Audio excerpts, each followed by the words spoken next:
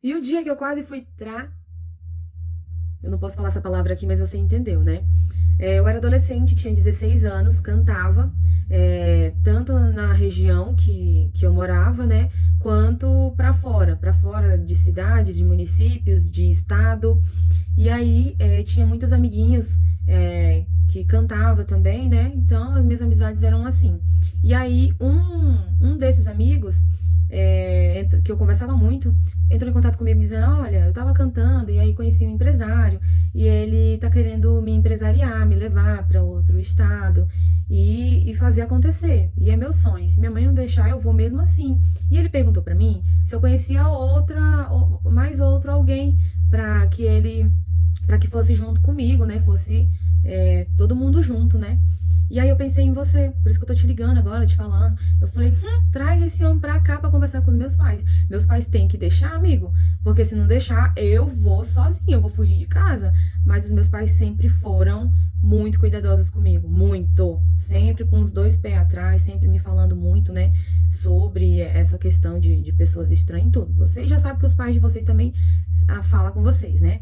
E aí, ele chegou lá em casa com esse homem, né? O homem é uma aparência meio estranha. Chegou lá, assim, o que vem na minha cabeça, né? Pra quem tem muito dinheiro, tá querendo investir em pessoas, pra querer empresariar, né?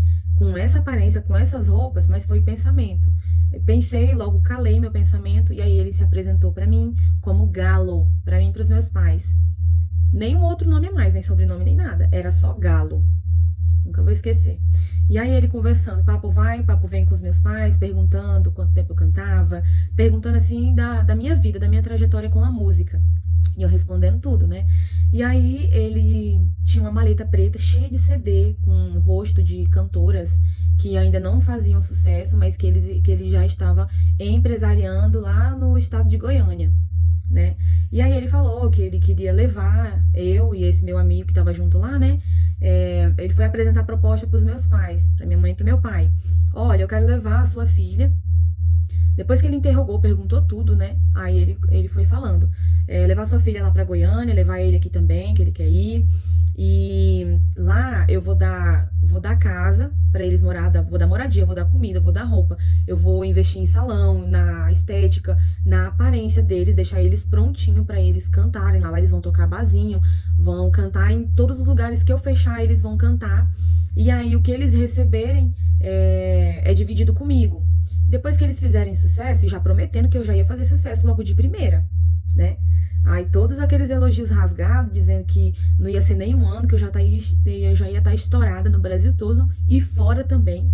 Depois que eu alcançasse essa fama, aí ele já ia ter tudo na ponta da caneta, tudo que ele já investiu em mim e iria cobrar, né? Eu iria pagar porque eu ia ter dinheiro para pagar porque eu já ia estar famosa, eu já ia estar estourada. E eu com 16 anos, acreditando em tudo. Meu Deus, ô mãe, pai, deixa, pelo amor de Deus. E os meus pais assim, ó, e só ouvindo educadamente. Aí ele pediu para mim cantar. Daí ele falou assim: "Ah, vou pedir uma licença que eu vou lá no meu carro e eu vou pegar a câmera, eu vou pegar o tripé, o microfone e tudo pra ela ficar cantando". Aí botou eu pra cantar. Meu, aí nada de encantar os meus pais, né? E eu assim, oh meu Deus, é a minha oportunidade, é a minha chance, é a minha chance. E aí o meu amiguinho também, todo animado, da mesma idade. Não, meu coleguinha acho que era 2 anos mais velho que eu. Acho que ele já tinha 18 anos já. E aquela coisa, né? E ele explicando tudo, aí meu pai e minha mãe escutou tudo, não falou um pio, escutou tudo que ele tinha pra falar. E aí minha mãe chamou meu pai lá dentro, e aí conversaram, cochicharam. E nisso o cara me deixando maluca, ele entrou na minha cabeça e eu já tava acreditando, meu Deus, eu tenho que ir com ele, meus pais têm que deixar, porque se eu não for, se eles não deixarem, eu vou fugir de casa. Essa é a minha chance, né? Eu pensando assim, né? E já tinha falado pro meu amiguinho isso. E aí meu pai falou assim: não, ela não vai, não, obrigada. Obrigada aí por tudo, pela proposta, mas ela não vai. Aí ele ficou insistindo. Aí meu pai foi e respondeu assim: e eu posso ir com ela pra ver onde que vai estar e tudo? É, pode sim, só que eu vou pagar só a parte dela. Daí vocês pagam a parte de vocês para vocês irem lá com passagem e tudo. Ela vai comigo. Quando ela chegar lá, ela já vai entrar em contato com vocês. Ele falou isso assim, sabe? E assim, do nada, assim, meu coração começou a ficar aflito, porque eu olhei, assim, a reação do meu pai e da minha mãe, e eles sempre foram muito pé atrás com tudo, com tudo. Do tipo, pra você ter uma noção, meus pais nunca deixaram eu dormir fora de casa. Nunca. E eu ficava dizendo assim, meu Deus, meus pais são horríveis. Eles não deixam eu dormir na casa das minhas amiguinhas, não deixam eu dormir na casa de ninguém. Eu, hoje adulta, agradecendo os meus pais por todo esse cuidado, né?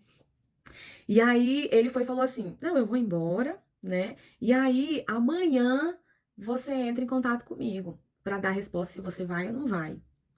E eu aflita, né? Eu maluca, né? Ai, meu Deus, eu vou ou não vou?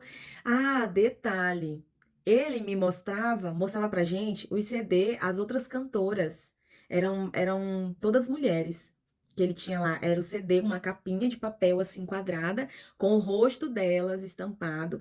Ele falava mal das cantoras pra mim. Mas essa daqui não chega nem a seus pés.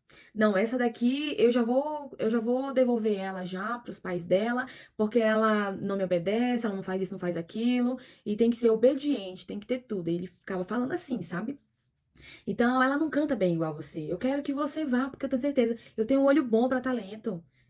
E ficou assim, ó.